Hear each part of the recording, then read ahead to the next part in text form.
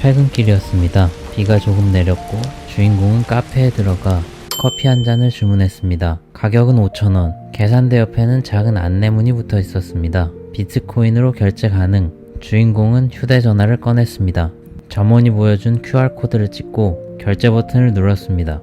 휴대전화에는 곧바로 이런 문구가 나타났습니다. 전송 완료. 주인공은 결제가 끝난 줄 알았습니다. 그런데 점원이 화면을 바라보며 말했습니다. 잠시만요. 아직 확인이 되지 않았어요. 커피는 이미 나왔습니다. 하지만 가게가 비트코인 장부에 거래가 기록되는 것까지 기다린다면 결제 확인에는 시간이 걸릴 수 있습니다. 비트코인의 새로운 장부 록은 평균적으로 약 10분에 한 번 만들어집니다. 상황에 따라서는 더 오래 기다릴 수도 있습니다. 커피 한 잔을 사는데 10분, 복잡한 날에는 수수료까지 올라갑니다. 그러면 이런 생각이 드는데요. 이걸 정말 돈이라고 부를 수 있을까? 돈이라면 보관할 수 있어야 합니다. 하지만 보관만 해서는 안 됩니다. 친구에게 보내고 가게에서 사용하고 작은 금액도 빠르게 주고받을 수 있어야 합니다. 그런데 비트코인은 느립니다. 그럼 비트코인은 실패한 돈일까요? 이 질문을 이해하려면 2017년으로 돌아가 봐야 합니다. 비트코인 역사상 가장 큰 갈등이 벌어진 해였는데요. 하나였던 비트코인이 서로 다른 두 길로 갈라졌던 해로 말입니다. 지난화에서는 비트코인을 어떻게 보관해야 하는지 알아봤습니다. 거래소 화면에 1비트코인이 표시되어 있다고 해서 반드시 내가 그 비트코인을 직접 통제하는 것은 아니었습니다. 그 비트코인을 움직이는 열쇠를 거래소가 가지고 있다면 우리는 비트코인보다 거래소의 약속을 믿고 있는 겁니다. 그래서 콜드월렛을 살펴봤는데요. 콜드월렛 안에 비트코인이 들어있는 것은 아닙니다. 비트코인은 블록체인이라는 공동장부에 기록돼 있고 콜드월렛은 그 비트코인을 움직일 수 있는 개인 키를 보호합니다. 이제 우리는 비트코인을 지키는 방법을 알게 됐습니다. 하지만 문제가 하나 남았는데요. 돈은 금고 안에만 넣어두기 위해 존재하는 것은 아닙니다. 사용해야 하는데요. 커피값도 내고 친구에게 돈도 보내고 온라인에서 작은 결제를 할 수도 있어야 합니다. 그런데 그때마다 모든 거래를 전세계 공동장부에 직접 기록해야 한다면 어떻게 될까요? 바로 여기서 비트코인의 두 번째 문제가 시작됩니다. 우리가 사용하는 카드나 간편 결제는 속도가 매우 빠릅니다. 결제 버튼을 누르면 회사 서버가 숫자를 바꿉니다. 내 계좌에서 돈을 줄이고 가게가 받을 돈을 늘립니다. 대부분 몇 초면 끝나는데요. 하지만 조건이 있습니다. 그 회사를 믿어야 합니다. 회사가 장부를 정확히 기록할 것이라고 믿어야 하고 내 결제를 마음대로 막지 않을 것이라고 믿어야 하며 서버가 멈추거나 회사가 문을 닫지 않을 것이라고 믿어야 합니다. 비트코인은 이 방식과 다릅니다. 비트코인에서는 한 회사가 거래를 승인하지 않습니다. 누군가 비트코인을 보내면 그 거래는 전 세계의 여러 컴퓨터로 퍼집니다. 각 컴퓨터는 거래가 규칙에 맞는지 확인합니다.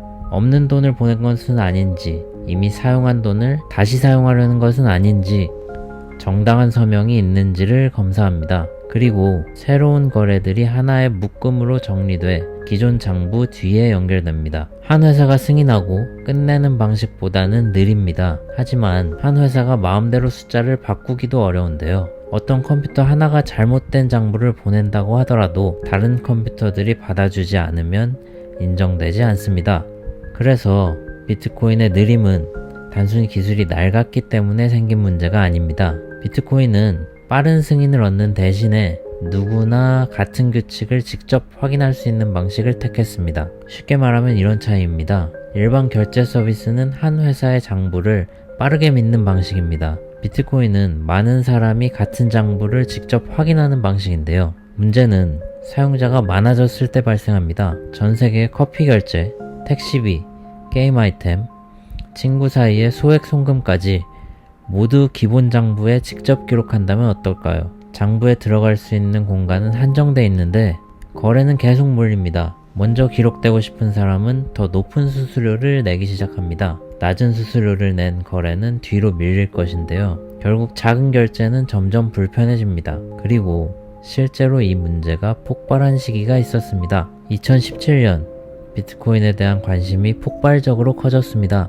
가격만 오른 것이 아니었습니다. 새로운 사용자들이 들어왔고 거래도 빠르게 늘어났습니다. 그런데 비트코인이 한 번에 처리할 수 있는 거래량은 갑자기 늘어나지는 않았습니다. 장부에 들어가지 못한 거래들이 쌓이기 시작했는데요. 사람들은 돈을 보냈지만 오랫동안 확인받을 수 없었습니다. 더 빨리 보내려면 더 높은 수수료를 제시해야 했습니다. 비트코인을 결제에 사용하려던 사람들은 불편을 겪었는데요. 이에 언론에서는 이렇게 말했습니다. 비트코인은 너무 느리다. 수수료가 비싸서 사용할 수 없다. 결제 수단으로는 실패했다. 커피 한 잔을 사기 위해 기다려야 하는 돈, 소액을 보내면서 적지 않은 수수료를 내야 하는 돈. 겉으로 보면 비판은 타당해 보였습니다. 하지만 비트코인 안에서는 전혀 다른 논쟁이 벌어지고 있었습니다. 사람들은 문제에는 동의를 했습니다. 이대로는 더 많은 사람이 사용할 수 없다는 것이었습니다. 하지만 해결 방법은 완전히 달랐는데요. 첫 번째 주장은 단순했습니다. 장부에 들어갈 공간이 부족한 것이 문제라면 한 장에 더 많은 거래를 넣으면 되지 않을까? 블록을 더 크게 만들자는 주장이었습니다. 한 블록에 들어가는 거래가 많아지면 더 많은 사람의 거래를 한 번에 처리할 수 있습니다. 기다리는 시간과 수수료 문제도 줄어들 수 있는데요. 일상 결제를 가능한 한 비트코인 기본 장부에서 직접 처리하자는 방향이었습니다. 이 주장은 이해하기 쉬운데요. 도로가 막힌다면 도로를 넓히면 됩니다. 한 차선이 4차선보다 더 많은 차를 통과시킬 수 있는 건 당연한데요. 그런데 반대쪽에서는 다른 문제를 걱정했습니다. 도로를 계속 넓히면 그 도로를 관리할 수 있는 사람도 점점 줄어들지 않을까? 비트코인의 장부가 커질수록 그 장부를 내려받고 검사하는데 더 좋은 컴퓨터와 더 빠른 인터넷이 필요합니다. 처음에는 평범한 사람도 자신의 집에서 비트코인 장부를 확인할 수 있습니다. 하지만 데이터가 계속 빠르게 커진다면 언젠가는 큰 기업이나 전문 업체만 장부를 확인할 수 있게 될지도 모릅니다. 그렇게 되면 코인은 빨라질 수 있습니다. 하지만 장부를 직접 확인할 수 있는 사람은 줄어듭니다. 결국 몇몇 큰 사업자가 네트워크에서 더 강한 영향력을 갖게 될 수도 있습니다. 비트코인의 가장 중요한 가치는 빠른 결제가 아니다. 누구나 장부를 직접 확인할 수 있어야 한다. 논쟁의 핵심은 단순히 속도가 아니었습니다. 더 많은 거래를 처리할 것인가, 그리고 평범한 사람도 계속 장부를 확인할 수 있게 할 것인가, 두 가치가 충돌한 것입니다. 한쪽은 더 큰 블록을 원했습니다. 다른 쪽은 기본 장부를 쉽게 검증할 수 있도록 유지하고 자주 일어나는 작은 결제는 다른 통로에서 처리하자고 주장했습니다. 결국 갈등은 해결되지 않았습니다. 2017년 8월 1일 하나였던 블록체인이 두 갈래로 나뉘었습니다. 더 큰 블록을 선택한 쪽은 비트코인 캐시라는 새로운 네트워크가 되었습니다. 기존 비트코인은 기본 장부를 비교적 보수적으로 유지하면서 그 위에 별도의 결제망을 만드는 방향으로 나아갔습니다. 같은 문제를 보았지만 서로 다른 답을 선택한 것입니다. 기존 비트코인 쪽에서도 아무것도 하지 않은 것은 아닙니다. 거래 데이터를 정리하는 방식을 개선해 장부 공간을 더 효율적으로 사용할 수 있도록 바꿨습니다. 이 변화를 세그윗이라고 부릅니다. 이름은 어렵지만 이번 영상에서 구조까지 외울 필요는 없습니다. 핵심은 두 가지인데요. 첫째, 같은 공간을 더 효율적으로 사용할 수 있게 됐습니다. 둘째, 아직 기본 장부에 기록되지 않은 거래들을 더 안전하게 연결할 수 있는 기반이 만들어졌습니다. 그리고 이 두 번째 변화가 라이트닝 네트워크를 실제로 구현하는 데 중요했습니다. 하지만 라이트닝의 생각이 2017년에 갑자기 나온 것은 아닙니다. 비트코인 초기부터 개발자들은 알고 있었습니다. 모든 작은 거래를 전 세계 공동 장부에 하나씩 기록하는 방식에는 한계가 있다는 것을 말입니다. 검색 한 번, 기사 한 번 읽기, 게임 안에 작은 아이템 하나처럼 아주 작은 결제까지 모두 장부에 기록한다면 처리해야 할 거래는 너무 많아집니다. 그래서 사람들은 오래전부터 질문했습니다. 두 사람이 여러 번 돈을 주고받더라도 마지막 결과만 장부에 기록할 수는 없을까? 처음에는 단순한 실험이었습니다. 두 사람이 일정한 돈을 먼저 잠가둡니다. 그 안에서 작은 거래를 반복합니다. 그리고 거래가 끝났을 때 최종 결과만 비트코인 장부에 기록합니다. 2015년에는 돈을 양쪽 방향으로 주고받을 수 있는 방식이 연구됐는데요. 2016년에는 조지프 푼과 테디어스 드라이자가 여러 사람의 결제 통로를 연결하는 라이트닝 네트워크 논문을 발표했습니다. 그리고 2018년에는 실제 비트코인으로 사용할 수 있는 초기 라이트닝 프로그램이 공개됐습니다. 하루아침에 탄생한 기술이 아니었습니다. 비트코인의 기본 규칙을 크게 바꾸지 않으면서 더 많은 사람이 빠르게 사용할 방법을 찾기 위해 오랫동안 이어진 고민의 결과였습니다. 라이트닝 네트워크의 원리는 생각보다 단순합니다. 주인공이 매일 같은 카페에서 5,000원짜리 커피를 산다고 가정해 보겠습니다. 매일 기본 장부로 결제하면 매번 수수료를 내고 거래 확인을 기다려야 합니다. 그래서 주인공과 카페는 둘만 사용할 수 있는 공동금고를 하나 만듭니다. 이 공동금고에 주인공이 10만원 상당의 비트코인을 넣습니다. 처음 상태는 이런데요. 주인공 10만원, 카페 0원, 아직 커피를 사지 않았기 때문입니다. 다음날 주인공이 커피 한 잔을 삽니다. 그러면 두 사람은 새로운 영수증을 만듭니다. 주인공 95,000원, 카페 5,000원. 그런데 이 영수증을 바로 전세계 블록체인에 올리지는 않습니다. 두 사람만 가지고 있는 거죠. 다음날 커피를 한 잔 더 삽니다. 새로운 영수증을 다시 만듭니다. 주인공 9만원, 카페 만원. 또 한 잔을 사면 주인공 85,000원, 카페 15,000원. 두 사람이 커피를 살 때마다 공동금고 안에서 각자의 몫만 바뀝니다. 이 과정은 수십 번, 수백 번 반복될 수 있는데요. 그런데 비트코인 기본 장부에는 모든 커피 결제가 하나씩 올라가지 않습니다. 처음 공동금고를 만들 때 한 번, 그리고 두 사람이 더 이상 거래하지 않고 공동금고를 닫을 때 한 번입니다. 이렇게 마지막 결과만 기록되는데요. 예를 들어 주인공이 커피를 15잔 샀다면 최종 결과는 이렇게 되겠죠. 주인공 25,000원, 카페 75,000원. 이 마지막 결과를 비트코인 기본 장부에 기록하고 공동금고를 닫습니다. 15번의 커피 결제를 모두 기록하는 대신에 처음과 마지막만 기록한 것입니다. 이렇게 두 사람 사이에서 여러 번 잔액을 바꾸는 통로를 결제 채널이라고 부릅니다. 라이트닝 네트워크는 이런 결제 채널들을 서로 연결한 네트워크입니다. 그런데 여기서 의문이 생기는데요. 거래소도 내부 장부에서 숫자만 바꾸잖아. 라이트닝도 결국 똑같은 거 아니야? 겉으로 보면 비슷합니다. 거래할 때마다 기본 블록체인에 기록하지 않고 내부에서 잔액만 바꾸기 때문입니다. 하지만 결정적인 차이가 있는데요. 거래소의 내부 장부는 거래소가 만든 기록입니다. 거래소가 출금을 막거나 회사가 문을 닫으면 사용자는 그 장부를 직접 비트코인 네트워크에 제출할 수 없게 됩니다. 거래소가 약속을 지켜주기를 기다려야 합니다. 라이트닝 결제 채널은 다릅니다. 두 사람은 잔액이 바뀔 때마다 각자 인정한 새로운 영수증을 가지고 있습니다. 상대방이 갑자기 사라지거나 공동금고를 닫아주지 않더라도 내가 가진 영수증을 비트코인 기본 장부에 제출할 수 있게 되는데요. 즉 평소에는 장부 밖에서 빠르게 거래하지만 문제가 생기면 비트코인 장부로 돌아가 자신의 몫을 정산할 수 있게 됩니다. 거래소에서는 회사의 장부를 믿어야 합니다. 라이트닝에서는 비트코인의 규칙으로 돌아갈 수 있는 영수증을 가지고 있습니다. 이 차이가 매우 중요합니다. 그런데 여기에는 또 다른 문제가 있습니다. 현재 상태가 이렇다고 가정해 보겠습니다. 주인공 5만원, 카페 5만원. 그런데 주인공에게는 예전에 만들었던 영수증도 남아 있습니다. 주인공 95,000원, 카페 5,000원. 주인공이 욕심을 냅니다. 현재 영수증이 아니라 옛날 영수증을 제출하면 내가 더 많은 돈을 가져갈 수 있지 않을까? 사람을 믿는 방식이라면 여기서 문제가 생깁니다. 하지만 라이트닝은 상대방이 정직할 것이라고 절대 믿지 않습니다. 새로운 영수증을 만들 때마다 이전 영수증은 폐기됩니다.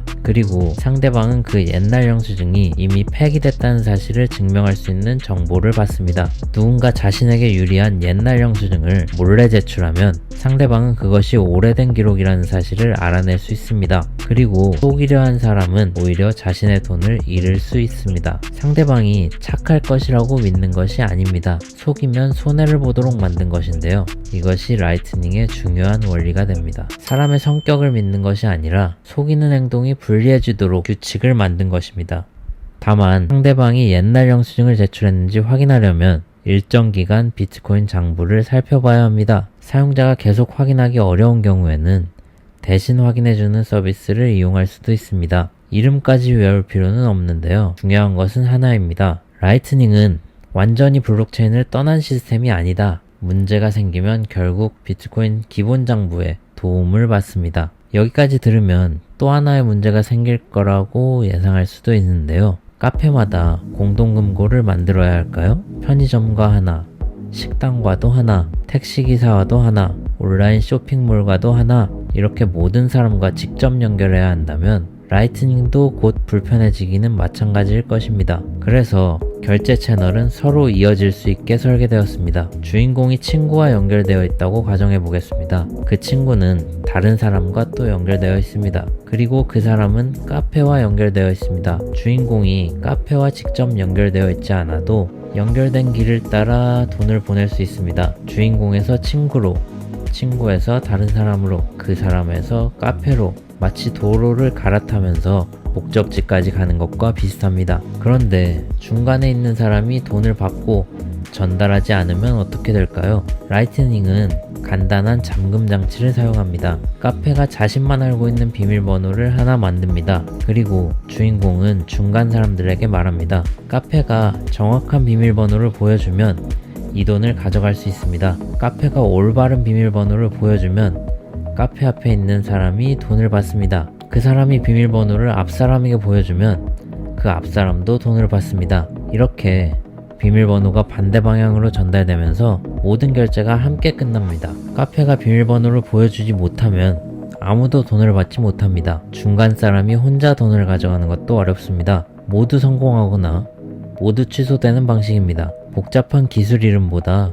이 구조만 이해하면 됩니다. 정답을 보여줘야만 돈이 풀리는 잠금 장치, 이 장치를 이용해서 직접 연결되지 않은 사람에게도 믿지 않고 돈을 보낼 수 있습니다. 사용자가 실제로 라이트닝을 쓸 때는 이 모든 과정을 직접 계산하지 않습니다. 카페에서 결제 금액이 담긴 QR코드를 만듭니다. 주인공이 라이트닝 지갑으로 QR코드를 찍습니다. 받는 사람과 금액을 확인하고 결제 버튼을 누릅니다. 지갑은 카페까지 이어진 결제길을 찾습니다. 직접 연결된 길이 없다면 여러 사람의 통로를 이어봅니다. 가능한 길을 찾으면 돈이 그 길을 따라 전달됩니다. 카페가 결제 완료를 확인합니다. 이 과정은 보통 블록이 새로 만들어질 때까지 기다리지 않고 끝날 수 있습니다. 그래서 커피처럼 작은 금액도 빠르게 결제할 수 있게 되는데요. 하지만 항상 성공하는 것은 아닙니다. 돈이 지나갈 통로가 막혀 있을 수도 있는데요. 예를 들어 통로 안에 돈이 있지만 필요한 방향에 충분한 돈이 없을 수도 있습니다.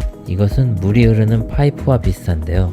파이프가 연결되어 있어도 원하는 방향으로 흐르는 물이 없다면 물을 보낼 수 없습니다. 결제가 실패하면 지갑은 다른 길을 찾아 다시 시도할 수 있습니다. 그래도 가능한 길이 없다면 결제는 완료되지 않습니다. 라이트닝은 빠르지만 모든 상황에서 완벽하게 성공하는 시스템은 아닙니다. 라이트닝 지갑에도 중요한 차이가 있습니다. 첫 번째는 회사가 대신 관리해주는 지갑입니다. 사용자는 가입하고 돈을 넣은 뒤 바로 결제할 수 있습니다. 복잡한 통로 관리나 복구 과정을 회사가 대신 처리합니다. 이러한 방법은 매우 편리하다는 장점이 있습니다.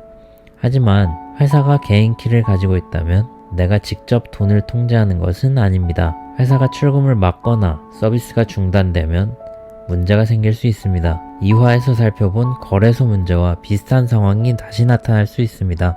두 번째는 사용자가 개인 키를 직접 관리하는 지갑입니다. 내 돈을 직접 통제할 수 있습니다. 하지만 복구 정보와 지갑을 사용자가 직접 안전하게 관리해야 합니다.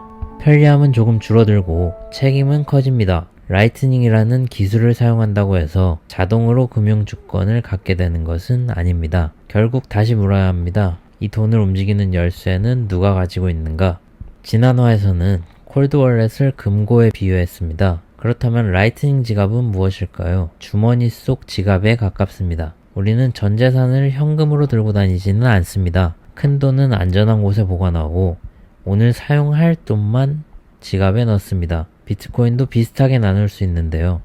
오랫동안 보관할 큰 금액은 콜드월렛에서 보관합니다. 커피값이나 소액 송금처럼 일상에서 사용할 돈만 라이트닝 지갑에 넣습니다. 콜드월렛은 보관을 위한 금고이고 라이트닝 지갑은 빠르게 사용하기 위한 주머니에 가깝습니다. 둘 중 하나만 선택해야 하는 것이 아닙니다. 둘은 목적이 다른 것이죠. 큰 돈은 안전하게, 작은 돈은 편리하게, 다만 라이트닝 지갑은 인터넷에 연결되어 자주 사용되기 때문에 콜드월렛보다 공격에 노출될 가능성이 높습니다. 그래서 전 재산을 라이트닝 지갑에 넣는 것보다 잃어도 생활 전체가 무너지지 않을 정도의 금액만 사용하는 편이 안전합니다. 1화에서는 비트코인이 왜 만들어졌는지 살펴봤습니다. 화폐의 양을 누군가 마음대로 늘릴 수 있는 세상에서 발행 규칙을 쉽게 바꿀 수 없는 돈을 만들려는 시도였습니다. 2화에서는 그 돈을 누가 통제하는지 살펴봤습니다. 거래소 화면의 숫자가 아니라 개인 키를 가진 사람이 비트코인을 움직일 수 있다는 사실을 알아봤습니다. 그리고 이번 화에서는 그 비트코인을 어떻게 빠르게 사용할 수 있는지 살펴봤습니다. 비트코인 기본 장부는 모든 작은 결제를 처리하도록 고안되지 않았습니다.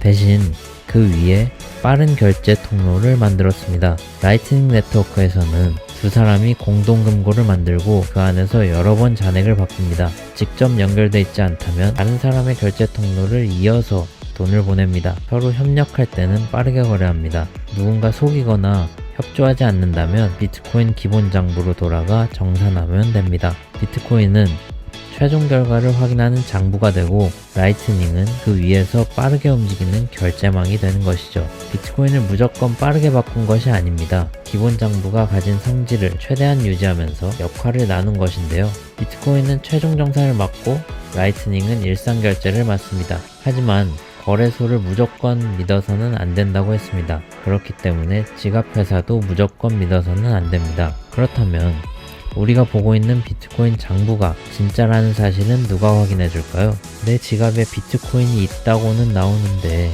이 숫자가 진짜라는 건 누가 확인해 주는 거지? 다음 화에서는 남의 장부를 믿는 사람과 직접 확인하는 사람이 어떤 차이가 있는지, 비트코인 풀로드는 무엇인지 살펴보겠습니다. 감사합니다.